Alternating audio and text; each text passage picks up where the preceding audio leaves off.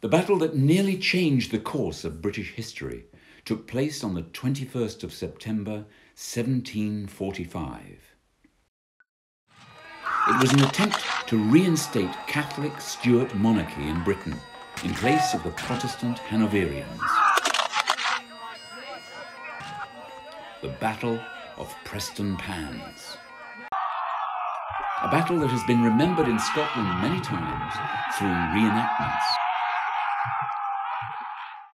and recently through a wonderful tapestry.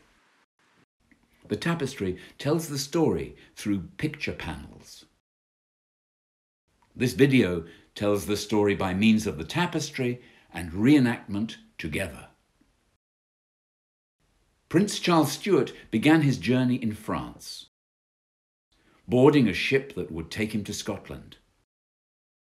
He arrived at the island of Eriskay off the west coast of Scotland, intent on raising an army to put his father James as king on the British throne. The first person he met, Alexander MacDonald, told him to go home, to which Charles replied that he had come home. Sailing on to the mainland, Charles landed alone, dressed as a priest, and sent his ship back to France. Staying in Borrowdale for a few days, he sent letters to all the Highland clans, urging them to come to him at Glenfinnan by the 19th of August. On that day, at first, only a handful of supporters appeared. 2 from one clan, 7 from another. But then 600 from the Cameron clan. Prince Charles raised his banner. The Jacobite rising had begun. In the 2018 reenactment, once the participants arrive and get settled in, it will be the Glenfinnan gathering that they portray first. Here come the first clansmen in answer to Prince Charles's invitation. A few here and there, but then on the hillside come the 600 men of the Cameron clan, a reassuring sight for Charles. Excellent. Done.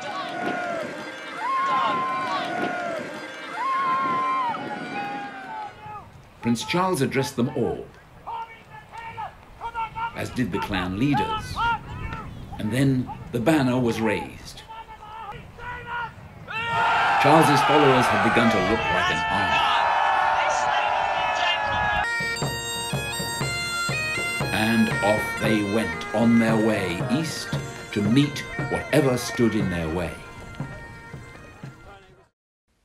Meanwhile, government forces, hearing of the rising, set out from Edinburgh, hoping to reach the vital Corrierac Pass before the Jacobite army. But they arrived a day too late. The Jacobites had got there before them. Sir John Cope, the government general, was afraid of being ambushed in the pass, and decided with his officers to go north to Inverness to cut off Prince Charles from any further Highland support. But Prince Charles took the opportunity to go south towards Edinburgh. On his way, he bypassed strongholds like Stirling Castle and gathered further support in Perth and Falkirk. Finally, Charles approached Edinburgh. There, he demanded that the city council welcome him. The council couldn't make up its mind whether to welcome or refuse. But the Highlanders gained access to the city anyway. And in Edinburgh, Charles arranged for his father James to be proclaimed king. Meanwhile, Sir John Cope, realising his mistake, marched his men from Inverness to Aberdeen and embarked them to sail south. He landed at Dunbar and took his men westward to meet the Jacobite army. In the reenactment, they arrive to camp at Preston Pans.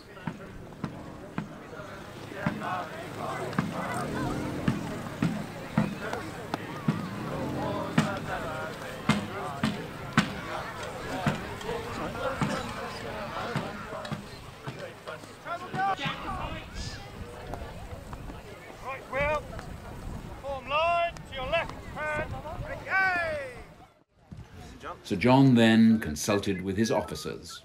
Gentlemen, I've gathered you here so we can discuss our actions against the Jacobite horde that has recently taken Edinburgh. As you'll no doubt be aware, we've chased the Highlanders through the Highlands, and so far we've not even seen the enemy. However, we have reports that they've since captured Edinburgh, although as far as I'm aware, the castle still stands. These Highlanders are not disciplined. Their clan chiefs forced them into the field. They have no morale. This young pretender is only a farce. They'll soon disperse when they realise that we are standing here. Gentlemen, I feel we need to hold our ground. We need to stand where we are. We have marshland. Prince Charles, with his followers, moved east from Edinburgh and arrived in the same area as the government forces. They moved on to higher ground south of the government camp.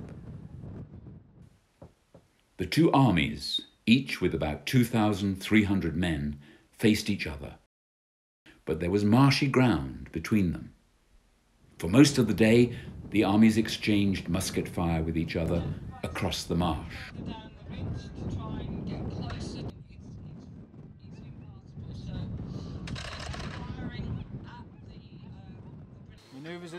Charles discussed with his generals how they should fight. What other option is there?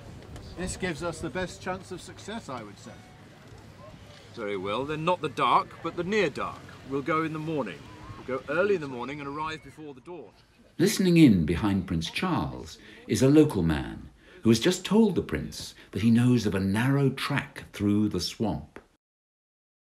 So the Jacobite army drew back from facing the redcoats in order to get ready. At 4 o'clock in the morning, they made their way through the swamp and formed a line to the east of the government position.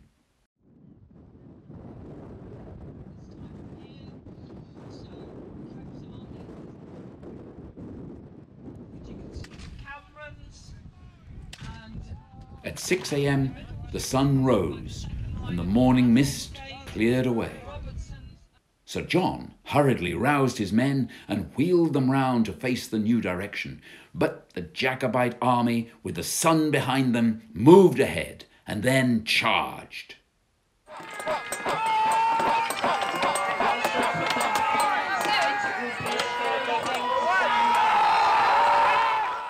As the Highlanders rushed forward, the government cannoneers on the right flank, who were naval gunners, not army, fired once, then panicked and fled. The dragoons on both flanks also faltered, then galloped away. The infantry fired their volleys, but as the Highland army fell on them, many died.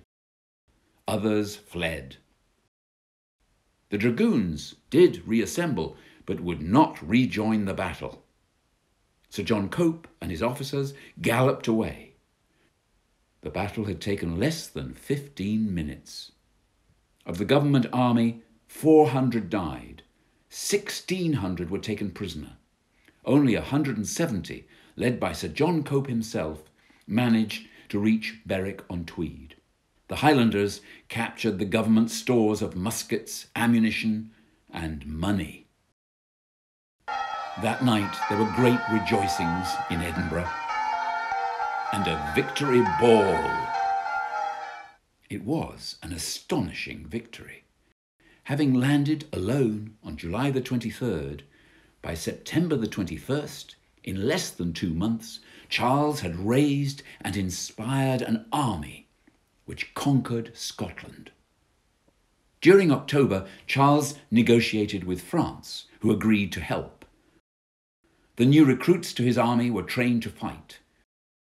His council agreed to invade England, counting on English Catholics to join his army as they went along, and on a French invasion from the south. On the 1st of November, now numbering 6,000 men, they set out. The tapestry story ends here. But Charles's story goes on. By mid-November, Carlisle had surrendered to his army. Then Preston and Manchester. By mid-December, the Jacobite army was in Derby, London only 130 miles away. Charles wanted to press on. But with no French invasion materialising, and few Catholic supporters joining them, the Scottish leaders decided to go back, in the hope of more reinforcements in the spring. But that delay was fatal. The English army, recalled from campaigns in Europe, caught up with the Jacobites at Culloden. This time, the Highland charge was no match for the redcoat bullets and bayonets. Might a march on London have been successful? At that time, there was still no English army to bar the way. The Jacobites might just have got there in time and reinstated the Stuart monarchy. What is certain is the Battle of Prestonpans gave them a real chance of success. What remains of the rising today is a tall monument at Glenfinnan, where Charles first raised his banner, and in Derby, a statue of Charles on a horse, gazing longingly in the direction of London.